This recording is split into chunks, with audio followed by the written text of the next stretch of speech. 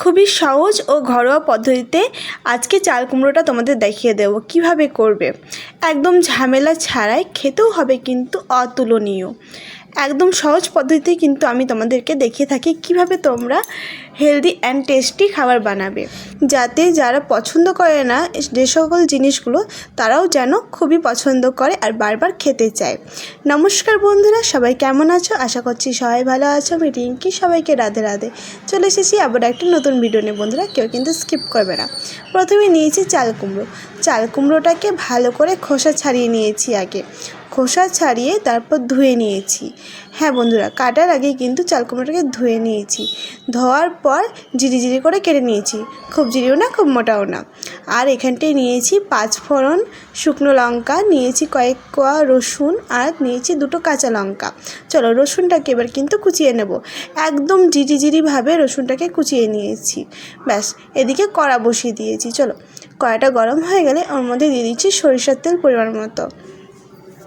এবার রসুনটাকে আগে ভেজে নেব। চলো তেলের মধ্যে রসুনটাকে দিয়ে দিয়েছি। এবার রসুনটাকে আগে বেশ রসুনটা লাল লাল ভাজা না হলে ঠিক ভালো লাগে না। চলো রসুনটা প্রায় ভাজা হয়ে গেছে। এবার এর মধ্যে আমি 5 ফোড়নটা দিয়ে দিই। 5 ফোড়ন আর শুকনো লঙ্কাটা দিয়ে দিলাম। এবার ফোড়ন আর রসুনটাও বেশ লাল লাল করে ভেজে নেব। একটা সুন্দর স্মেল আসবে, ঠিক ততক্ষণ কিন্তু ভাজতে হবে। একটা সুন্দর স্মেল আসার পর আমি এর মধ্যে অ্যাড করে দেব ওই কেটে রাখা চাল কুমড়োগুলো। তার আগে দিয়ে দিয়েছিলাম 2টো কাঁচা লঙ্কা, দেখতেই পেয়েছো তোমরা। এবার চাল কুমড়োটাকে দিয়ে দিলাম। চলো গ্যাসের ফ্লেমটাকে লো টু মিডিয়ামে রেখে ভালো করে এটাকে নাড়া দিয়ে নিই। খুব সুন্দরভাবে নাড়া দিয়ে নিয়েছি। এবার এর মধ্যে দিয়ে দেবো লবণ। স্বাদ মতো লবণ দিয়েছি। লবণ খুব একটা পরিমাণে দেবে না বন্ধুরা, কারণ চাল কুমড়ো দেখে প্রথমে মনে হচ্ছে অনেকটাই আছে, কিন্তু কমে যাবে, প্রচুর কমে যাবে। আর দিয়ে দিয়েছি হলুদ। ভালো করে এবার নাড়াচাড়া দিয়ে নিই। চলো প্রথমে সবজি দেখে মনে হয়েছে যে না জানো কত সবজি আছে এখানটায়, তারপর একদম কমে যায়। চলো এবার ঢাকা দিয়ে দিই। ঢাকা দিলেই কিন্তু চাল কুমড়ো থেকে জল বার হবে।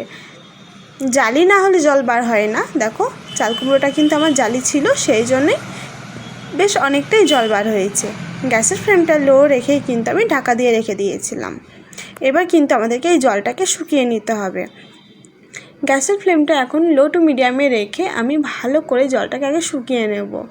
এবার এইভাবেই কিন্তু কষাতে থাকবো, আর ঢাকা দিতে লাগবে না। তো চাল কুমড়ো কিন্তু আজকে আমি একদম সিম্পলভাবে রান্না করছি, কোনো মশলা ছাড়াই, কোনো রকমের মশলা আজকে আমি অ্যাড করব না। একদম সিম্পল, যা ফোড়নে দিয়েছি সেইটুকুই বাস। এইভাবে রান্না করে দেখো বন্ধুরা, সত্যি ভালো লাগে। কিন্তু অনেকেই হয়তো পছন্দ করে না, তারাও কিন্তু পছন্দ করতে পারে। একদম সিম্পল এইভাবে মশলা ছাড়া চাল কুমড়ো খেলে। শুধুমাত্র লবণ আর হলুদ দিয়েছি মশলার মধ্যে, আর অন্য কোনো মশলা কিন্তু দিইনি। ওই ফোড়নে যা দিয়েছি রসুন, আর দিয়েছি 5 ফোড়ন, একটা শুকনো লঙ্কা। একদম খুব সুন্দর করে কিন্তু কষিয়ে নিতে হবে, ঠিক এই রকমভাবে। দেখেছো কতটা কম হয়ে গেছে? দেখে মনে হচ্ছে যে যতটা চাল কুমড়ো দিয়েছিলাম ঠিক ততটাই আছে। মনে হচ্ছে না আমি রান্না করতে করতে খেয়ে নিয়েছি? অনেকেই ভাববে হয়তো আমি রান্না করতে করতে খেয়ে নিয়েছি। ব্যাস, আমাদের রান্না কিন্তু একদম কমপ্লিট। সেই জন্যই তোমাদের বলেছিলাম লবণটাকে সাবধানে দেবে, নইলে লবণটা আবার বেশি হয়ে যাওয়ার চান্স থাকে। তো নামিয়ে নিয়েছি আমাদের চাল কুমড়োটা। দেখলে কত কম উপায়ে আর কত কম সময়ে কিন্তু বানিয়ে নিলাম এই চাল কুমড়ো। দারুণ খেতে হয় কিন্তু। এইভাবে ফোড়ন দিয়ে বানিয়ে দেখো বন্ধুরা, সত্যি অসাধারণ, অতুলনীয় হয় খেতে। কিচ্ছু লাগবে না, একটু গরম গরম ভাত নাও, একটু ডাল নাও, ডাল না নিলেও চলে যাবে বন্ধুরা। ব্যাস, এই চাল কুমড়ো থাকলেই।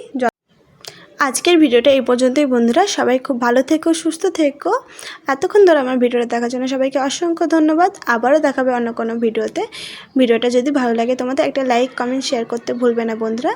আর ভালোবেসে আমাকে সাবস্ক্রাইব করে আমার পাশে